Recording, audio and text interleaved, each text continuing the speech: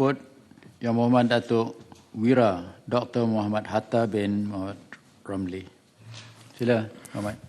Terima kasih Tan Sri yang betul. Assalamualaikum warahmatullahi. Saya terima kasih atas peluang untuk membahaskan rang undang-undang keuangan awam dan tanggungjawab fiskal yang dibentangkan di depan kita sebagai suatu lagi pengenalan kaedah pengawalan, oversight dan kita cuba mengurangkan kesan-kesan, kesilapan-kesilapan ataupun salah jangka yang dibuat oleh kerajaan pada bila-bila masa melalui proses yang tersusun yang diwujudkan oleh rang undang-undang ini jika diluluskan. Saya rasa ini suatu langkah yang baik dan bertepatan dengan tuntutan antarabangsa dalam kita menguruskan keuangan negara kita, dan dalam proses itu kita akan dapat mengenal pasti di peringkat mula berlaku kecurangan atau kesilapan dalam perancangan ataupun dalam pelaksanaan perbelanjaan yang diputuskan melalui belanjawan atau bajet yang dibentangkan. Ini suatu perkara yang perlu dilakukan supaya kita tidak sentiasa menanggung kerugian ataupun defisit ataupun hutang yang meningkat terlalu banyak selepas tempohnya.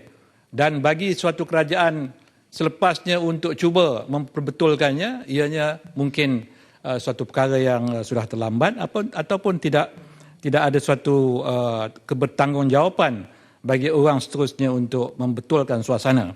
Jadi langkah ini saya puji kerana ianya akan dapat menggerakkan satu mekanisme melalui jawatankuasa ini yang dibentuk di bawah undang-undang ini nanti, yang akan menilai dan akan memberikan maklumat ini, membentangkannya di Dewan Yang Mulia ini.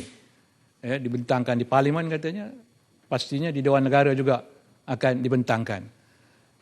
Dan ada pula laporan separuh tahunnya. Yang ini saya rasa adalah langkah untuk kita mengenal kalau ada red flag yang perlu ditangani segera dan tidak menunggu bajet yang akan datang. Jadi langkah ini saya rasa mesti kita perkemaskan. Cumanya dibangkitkan tadi saya telah mencelah tadi tentang komposisi kepada jawatankuasa yang akan memantau prestasi fiskal negara kita ini dengan mencadangkan supaya Dewan Yang Mulia ini, Dewan Negara, Dewan tertinggi, the upper house dengan izin, diberikan suatu peranan. Bagaimana? Itu kita boleh bincang. Tetapi sebagai jawatankuasa yang bertanggungjawab dengan kedudukan kita, yang bebas untuk memberikan pandangan, saya rasa cadangan yang dibangkitkan oleh rakan-rakan kita tadi harus juga diberikan pertimbangan. Tan Sri, ini betul. Kita melihat antara perkara yang disebut di dalam jadual 1 tadi ini ialah bab hutang. Bab perbelanjaan minimum untuk pembangunan tidak kurang daripada 3%, saya rasa negara kita sentiasa mencapai tahap tersebut. Tetapi hutang berbanding dengan KDNK sudah melebihi 60% seperti yang ditetapkan. Dan 60% ini bukan angka yang dipetik daripada langit ke ataupun apa tetapi memang suatu paras yang diterima secara konvensionalnya di peringkat antarabangsa. Yang ini pun kita tidak dapat kawal, melepasi hutang kita 63%, 65% daripada KDNK. Yang ini merupakan suatu pelanggaran. Dan orang yang bertanggungjawab atau kerajaan yang bertanggungjawab tidak boleh membenarkan ini berterusan berlaku.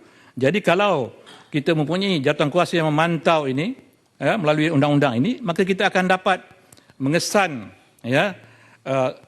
mana-mana proses berhutang, memohon hutang, memohon loan luar negara, yang reckless dengan izin, sehingga kadang-kadang ada disebut berhutang untuk membayar hutang, Jadi ini bukan satu tanggungjawab yang baik bagi sesebuah kerajaan yang berwibawa termasuk di Malaysia.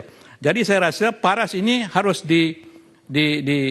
ditepati, sentiasa dipatuhi, supaya ianya tidak akan membebankan generasi yang ada maupun generasi yang akan datang kalau terpaksa menanggung ya hutang-hutang yang makin bertambah. Dan kalau hutang bertambah, artinya pendapatan kita tidak dapat digunakan untuk proses atau untuk digunakan untuk membiayai pembangunan yang masih diperlukan bagi sebuah negara yang belum mencapai taraf negara maju seperti Malaysia ini. Kita ke arah itu. Tetapi kalau kita terpaksa mengorbankan pembangunan ya kerana kedudukan fiskal kita yang tidak mantap, maka kita tidak akan sampai bila-bila pun taraf negara maju tersebut. Jadi perkara ini mesti diteliti dan mengesan ya risiko-risiko fiskal itu sudah menjadi satu tanggungjawab wajib bagi kerajaan, dan bukan hanya mengesan tetapi memastikan ianya dapat dielakkan ya.